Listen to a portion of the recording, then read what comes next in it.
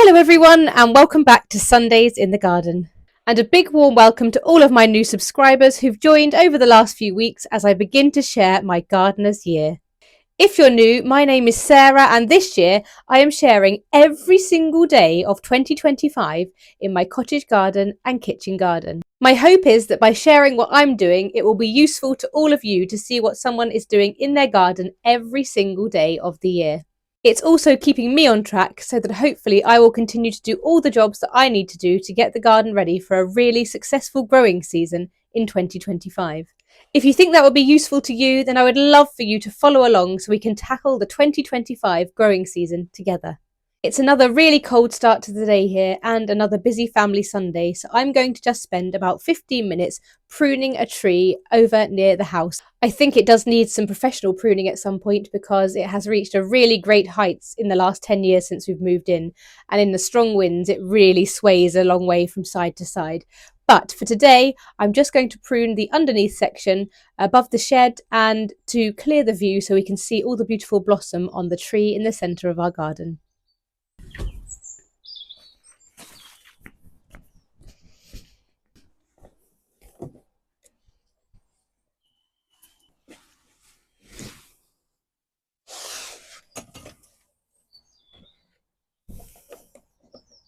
Okay, so the first thing I'm going to do is work along this area above the shed just to lift these leaves off of the shed roof and give a bit more clearance.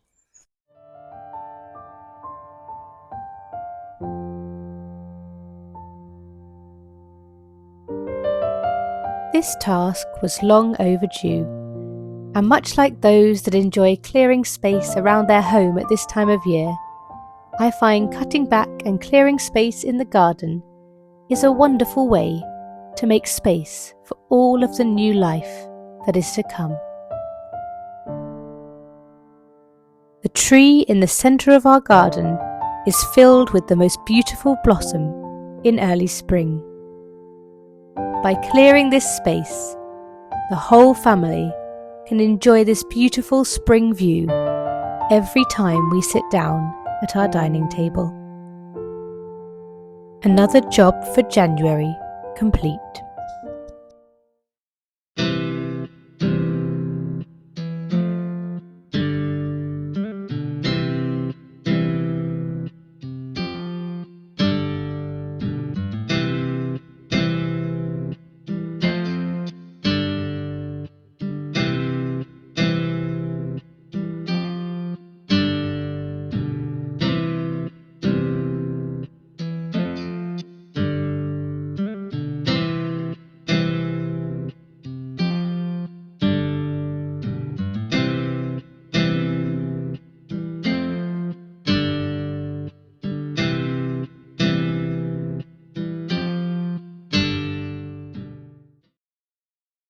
Happy Monday, everyone.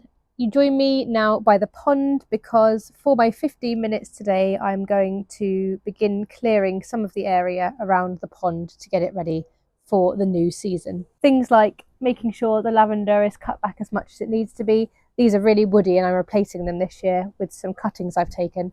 But for now, I'm just going to make sure that they are in the best state they can be. This is the Japanese meadowsweet, which I like to cut back down much lower because it grows up really big every year and puts on lots of new growth, so that's going to be cut back. And then just working along here and seeing if there's anything along the front of the pond here that shouldn't be here and just removing that. As I said last week, I've only got 15 minutes today, so it's not going to be perfect, but progress over perfection.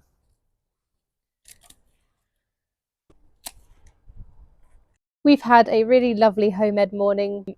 We did some bookwork this morning and then we went out to a science-based class for my oldest.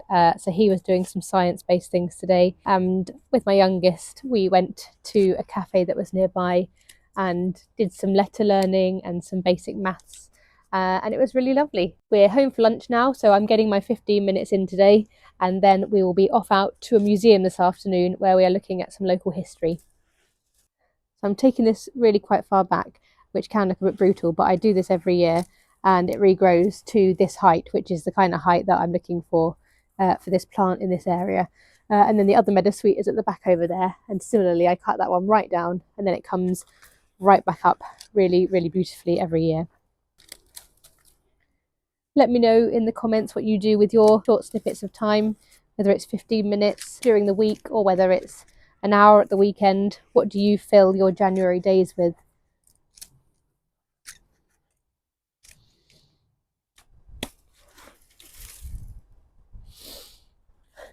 Am I going to try and hang on to this lavender at all this year? Probably not really if I can replace it. But then again, I can actually see right down at the base some signs of life. So part of me is tempted to really cut it back hard and see what happens, because there is signs of life much further down into the plant. I mean, it's coming out anyway because I've got the cuttings from it. So do I just take it really far back and see what happens? Every gardening video I've ever watched says do not do this. Once it gets this woody, you can't recover them. Do we try? Very tempted to try. If you've tried this before and cut lavender back that hard, what was your experience? The reason I've taken the cuttings is because I believe that it's kind of irrecoverable at this point based on what I've read. But has anyone cut it back really, really far and it has survived?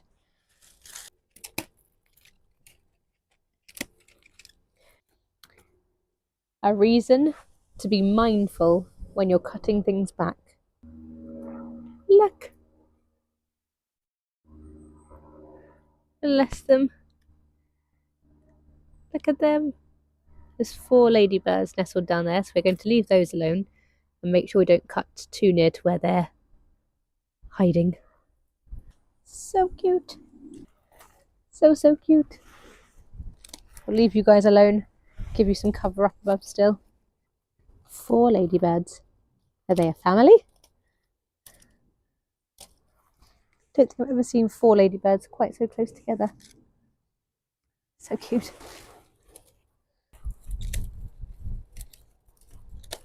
There is a thorn bramble coming through under there. So I'm going to have to dig that one out. So I'm not going to cut it back because I want to see where it is. So we'll leave you until tomorrow.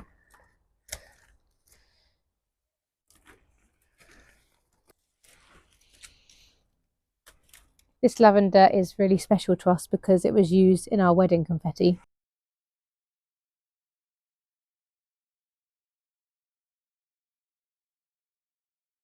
There was 3 plants along here, this one at the end which is still there, and one in the middle which completely died off. I've got 2 cuttings which are doing well to replace at least 2 of them along here, and then potentially a 3rd one as well, just to replace all of them. But do we hard cut this back and see what happens? If there's growth down there, why would it not grow? When I went back inside, I did some research and found that you can recover a plant that has got this woody, but it's a 3 to 4 year process. You remove 1/4 to 2/3 of the woody growth, leaving the rest remaining, and this woody growth will feed the new growth at the bottom. If you remove all of the woody growth in one go, there will not be enough to feed the new shoots at the bottom. So now I just need to decide, have I got the patience to wait that long, or am I going to use my cuttings to replace these? And I'm going to show you what I'm talking about down at the base. So as you can see, there are these tiny little green shoots down at the base of the plant. These on their own will not be enough to re-establish the plant. They will need some of the top green growth to feed them while they get established. So what would you do? Start all over again with some new cuttings, or try to get these to re-establish themselves?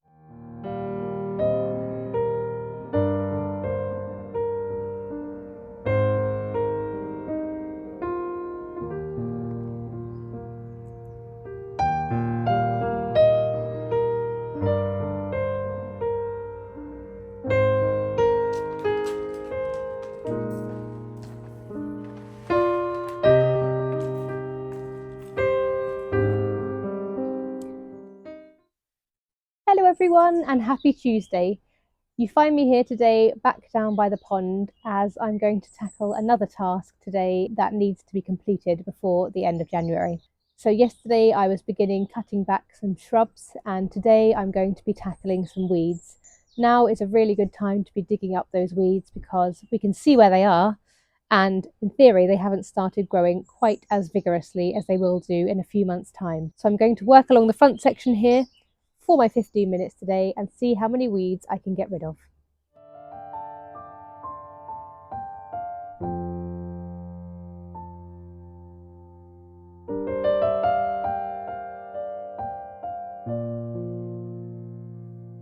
Though short, these 15 minutes really do add up, and before I know it, I'll be seeing a huge difference in this area. So that's time up for today, and I'm already really pleased with the progress I've made in this area.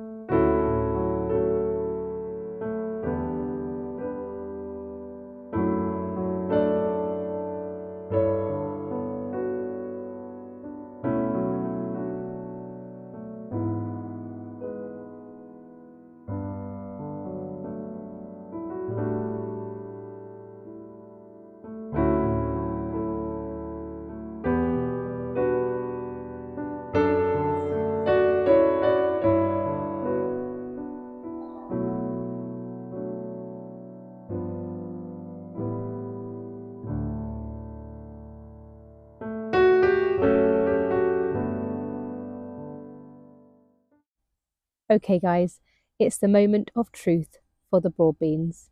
Let's see how they fared under this really poorly constructed fleece blanket. Before we check, I just wanted to say thank you to everyone who's given me ideas and tips on how this could have been improved. I already knew it wasn't the best form of cover, and people have suggested putting yogurt pots on the ends of these or anything plastic over here just to stop them piercing through, and also putting some cardboard sort of structure over them because that keeps the snow and ice off overnight. So these are all great suggestions. For now, the temperatures overnight are actually back above freezing, so I'm going to lift this and see how they fared. What are we thinking?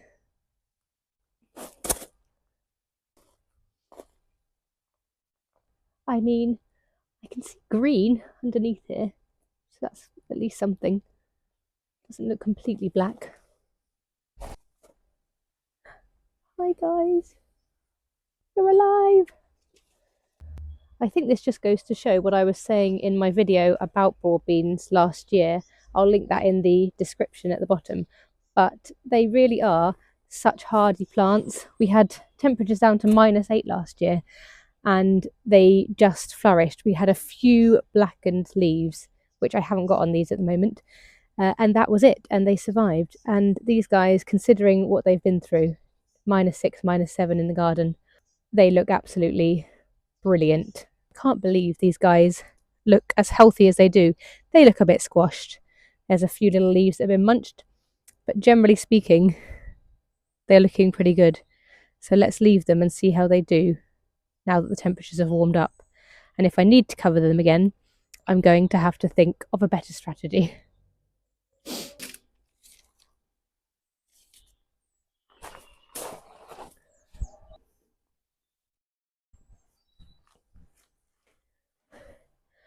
Okay, so for 15 minutes today, I am going to prune this rose, this shrub rose here. It had a cut down in the autumn back to this height from a much higher shrub. And now I'm going to just go through it and check if there are any stems that are crossing over or that look like they're likely to grow up and cross over each other. This will give the plant the best possible chance for a strong and healthy growing season in 2025. For example, if this stem continues to grow in the way it's going to, it will be crossing over these other stems. So this one needs to come out. On this side, I can see that there is a stem that has completely died off. That's completely dead, that one. So I'm going to cut that one off entirely and then just work my way through and see where the stems are crossing.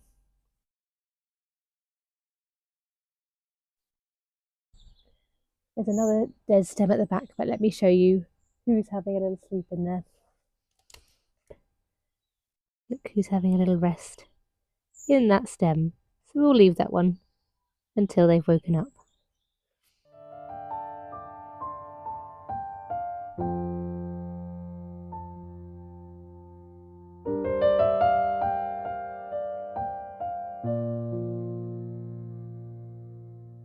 And the rose now has a much more open framework to begin the 2025 growing season. Later that day came the most magical golden hour, so I popped out into the garden to capture some footage of this magical time of day.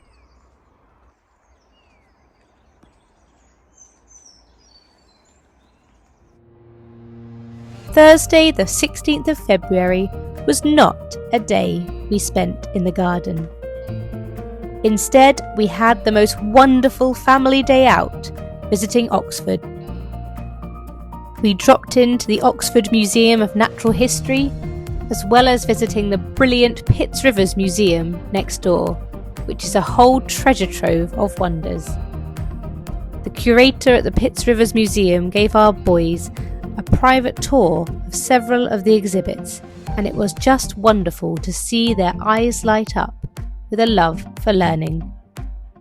Not a day spent in the garden, but a wonderful home ed day spent together as a family.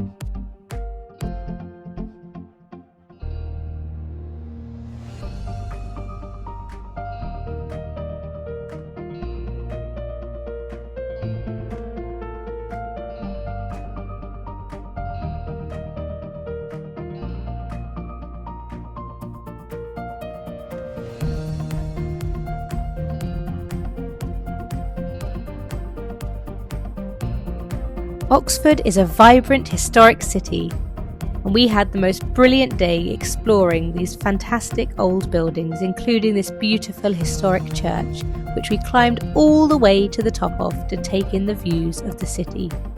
Whether you're local or visiting the area from further afield, we highly recommend this brilliant city for a fantastic family day.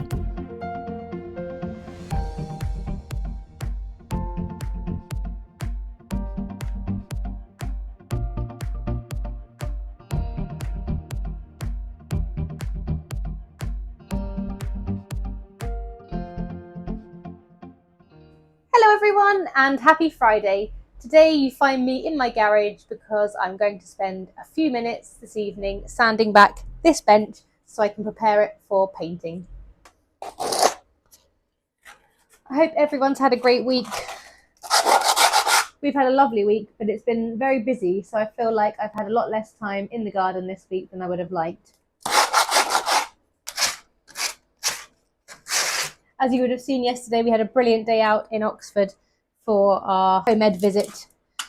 We visited a museum. We got to talk to one of the curators of the museum, and he sort of gave the two boys a personal tour of certain areas of the museum, and he really inspired them with lots of the things that he was telling them about. And they came away and they were talking about it well into the evening and into today as well. They were at an art class this morning and they chose to make some art based on the things they saw at the museum yesterday and some of the facts that they'd learned. So that was lovely. And then they shared those with the other children in the class, so their teacher tells me. So that is lovely. And then this afternoon we've had a lovely play date with a friend of ours, and my son had created a few board games and games and was sharing those with his friends. So that was really, really lovely. So whilst we've been having a lovely time, the garden does get a little bit neglected. We're a very busy family, but that's why I find these 15 minutes, 20 minutes pockets of time to do these little jobs when I can so invaluable. And it really is surprising how much you can get done in a short space of time when you put your mind to it.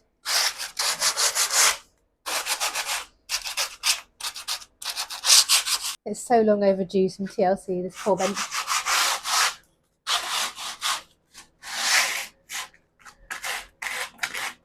My Fitbit tells me I've met my step count because I'm sanding.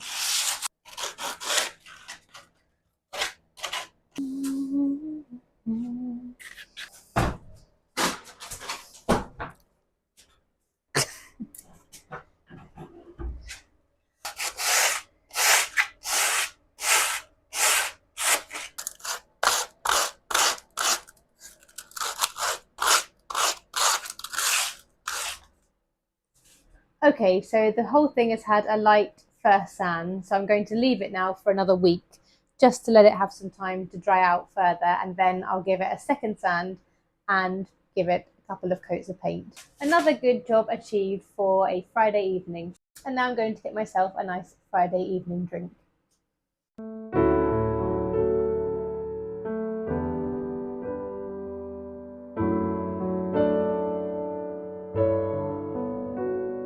Cheers.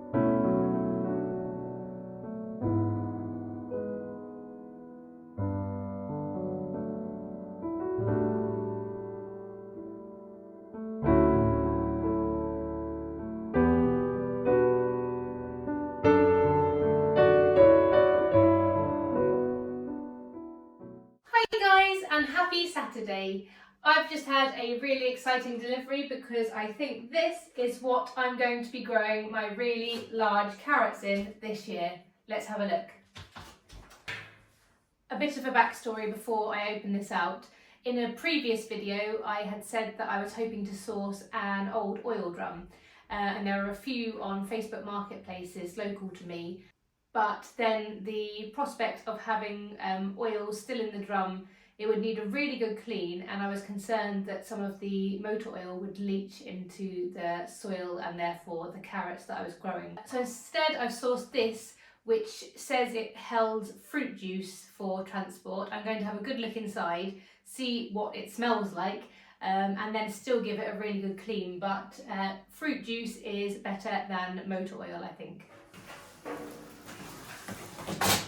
So on the side here it says Britvic soft drinks apple juice concentrate. So let me see if it still has this aroma of apple juice in here.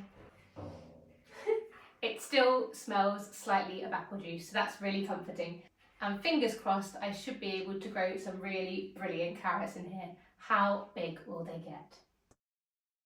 And a big thank you to my hubby for taking it up to the kitchen garden area for me.